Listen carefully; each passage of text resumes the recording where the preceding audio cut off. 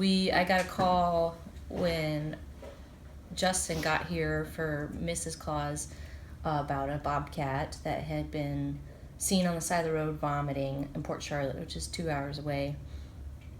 And I, always ask them for a description of what the animal is. And I asked the lady to describe what it looked like, and she says, well, it looks like a bobcat. Okay, well, what does a bobcat look like to you? Because to some people, it's a domestic cat. So she was dealing with her own family issues, going back and forth to the ER. But every time she went home, she checked on it to make sure it was still there. It had been in the same spot for 2 hours when she called us. And they were able to walk like 10 feet up to it, take pictures, and it didn't run away. What time did she call you? 6 something, I think. It was close to 6. Yeah. So we asked her if she could, by any chance, keep checking on it, because when we drive that far, it's often the cat's not there when we get there. And then Carol sent out an email to 100 people that live in the Port Charlotte area, asking if anybody could go to this road and see if they could see this bobcat and keep an eye on it till we got there. And we actually had probably 4 people, I think, show up. So we packed up the car, said, sorry, Justin, you're on your own. Well, he wasn't on his own. I was here. To fix up Mrs. Claus, and we made the trip down there. And the husband of the wife had been checking on it ever so often from his house because he lived right down the street. And meanwhile, they had sent us videos and photos, so we were able to confirm it was a bobcat. Carol brought one flashlight, and it didn't work. So before we left, I went in food prep and grabbed all the flashlights, so those are all in the tundra now. So we got there, and it was kind of nestled in the grass, probably 15, 20 feet off of the road. And it was a really small neighborhood. It was like a block long with like a dozen houses on either side. And this was like an empty lot in between houses. And there was tons of woods all around the whole area. And of all those people that went out there, only 2 of them actually saw the bobcat, in addition to the husband and wife. Everybody else reported back, no bobcat. Well, and it was probably hard to find him. I told the people that I talked to look with a flashlight just for the eye shine and walk up to it. But his face is so crusty, his eyes are really squinty, so I don't even know if it would reflect at night.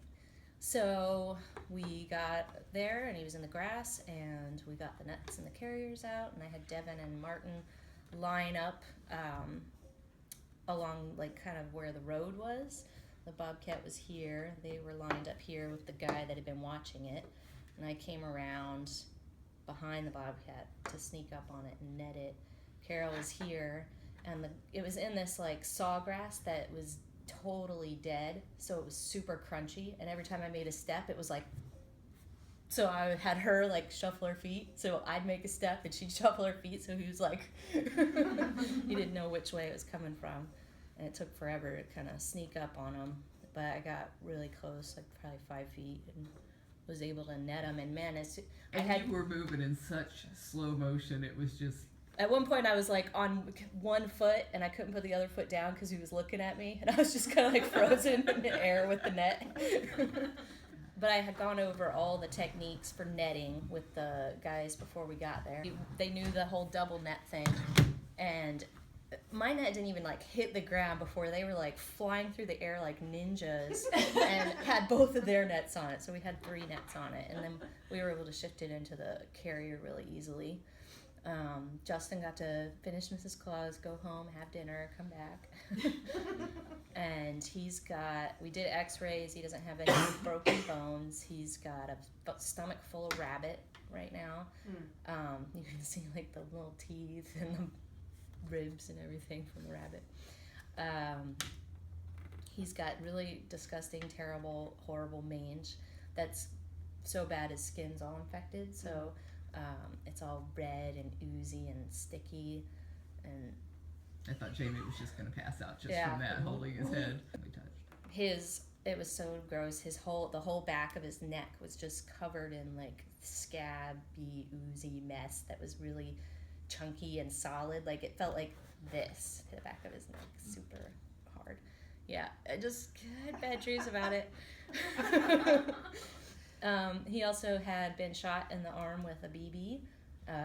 But Justin said they get a lot of animals at the Humane Society that have been shot, and they typically leave those pellets in unless they're like going to cause a problem. Because right now it's just embedded in the skin. And if he was to surgically remove it, he has to cut through all the disgusting infected mangy skin, and then that could get into the wound. So just leave that. He looks like he's been attacked by another animal on his arm. He had a bunch of scrape marks from teeth and some puncture wounds. So we treated him last night with some Advantage. We gave him a whole bunch of fluids because he was really dehydrated. We gave him injections for everything from pain and to antibiotics, so things that make his stomach feel better if he's nauseous. I just went in there to try to give him his morning meds, and he didn't want anything to do with it, but he did sit up and growl, which is, I mean, when we got him here last night, he was lateral and not really responding much. He smells like a dead animal right now because his skin's so nasty. And so every time we do cleaning or feeding or anything that we touch that came from him, we have to wear gloves because we also have to treat him like he could have rabies. We don't know what attacked him. Any idea how old? Probably a year and a half, 2 years. He's got the most perfect white teeth, no tartar on him. One of the people who responded by email sent me a bunch of pictures that they have taken in the neighborhood of 2 bobcats, a mother and a cub. And I'm going to ask her how old those are because I'm wondering if maybe he was that cub. When they get mange in the wild, My same question. do they have no defense? I mean, if a cat gets mange, it just eats it all up. Yeah, and the thing is he could have something else going on with him. He could have been poisoned or have some other issue that's making him sick, that's lowering his immune system to make him susceptible to getting mange. There's been a huge problem with that because of bobcats and cougars eating rats who have been poisoned. And so it, like Jamie said, it lowers their immune system and then they contract the mange that ends up killing them. But now, is the mange an insect? It's a mite. Yeah, it's a mite. So the issue is if they have a good immune system, when they get bitten, it doesn't harm them.